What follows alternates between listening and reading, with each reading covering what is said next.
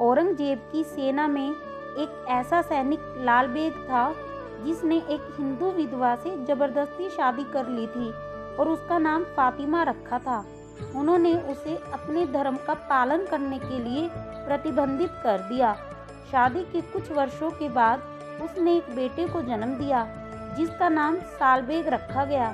चूंकि लालबेग एक सैनिक था, इसलिए उसका बेटा भी बड़ा होने पर एक सैनिक बन गया। एक बार लालबेग और उसके पुत्र का युद्ध हो रहा था। इस युद्ध में सालबेग गंभीर रूप से घायल हो गया और मरने ही वाला था। उनके पिता ने उन्हें और उनकी मां को छोड़ दिया क्योंकि उन्हें अब उसकी जरूरत नहीं थी। उसकी मां ने अपने इकलौते बेटे को ठीक करने की पूरी कोशिश की, लेकिन कोई उम्मीद नहीं थी। उसके बेटे ने एक दिन अपनी मां से कहा, मां, मैं मरना नहीं चाहता, कृपया मुझे किसी भी तरह से बचा लो। उसकी मां ने उत्तर दिया, बेटा, मैं अपनी शादी से पहले एक ब्राह्मण लड़की थी। मेरे पिता भगवान श्री कृष्ण के भक्त थे।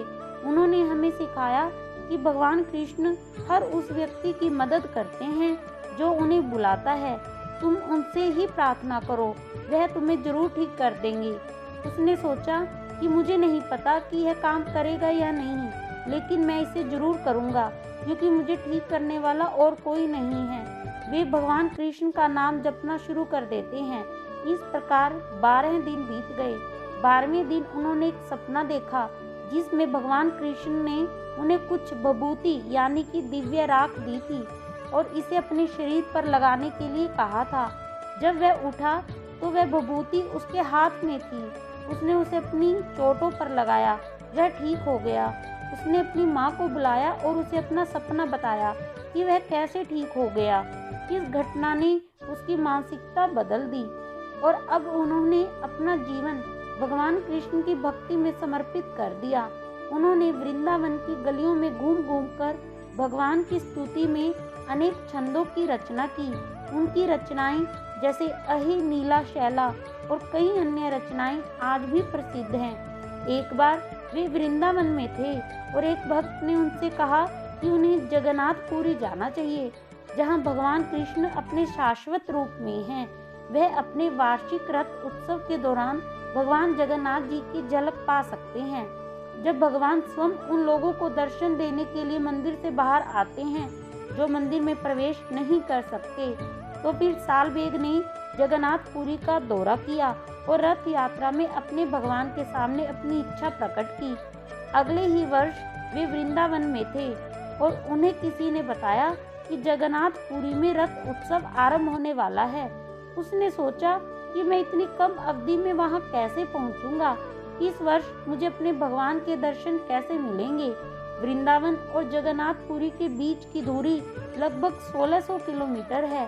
उसने भगवान से प्रार्थना की, हे प्रभु, कृपया मेरे वहां पहुंचने तक प्रतीक्षा करें। मैं आपके दिव्य दर्शन के बिना नहीं रह सकता। जब वे पुरी जा रहे थे तो पुरी में रथ यात्रा शुरू हो चुकी थी। हजारों भक्त, घोड़े, हाथी ने रथ खींचना शुरू कर दिया था और वह चलने लगा। लेकिन भगवान जगन्नाथ ने एक बार फिर अपने भक्त सालबेग की गुहार सुन ली और उनका रथ बीच रास्ते में ही रुक गया।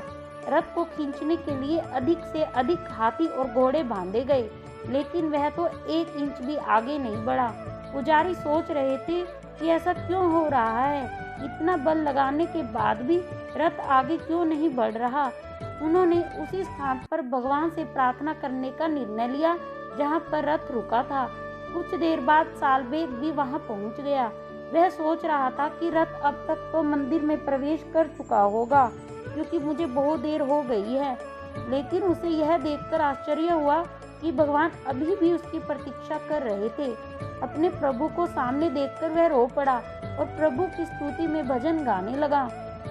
जैसे ही उन्होंने रथ की रस्सियों को छुआ, वह फिर से चलने लगा। यह दृश्य देखने वाला हर कोई दंग रह गया। उन सभी ने जय श्री जगन्नाथ स्वामी का जयकारा लगाया और सालबेग को भक्त शिरोमणि सालबेग कहा। उन्होंने अपने अंतिम दिन जगन्नाथपुरी में अपने भगवान की स्तुति करते हुए बिताए और मरने के बाद उनका अंतिम संस्कार उसी स्थान पर किया गया जहां भगवान उनकी प्रतीक्षा कर रहे थे। अब तक भी भगवान जगन्नाथ के इस महान मुस्लिम भक्त को श्रद्धांजलि देने के लिए सालबेग की समाधि के सामने रथ रोका जाता है। जय श्री कृष्ण।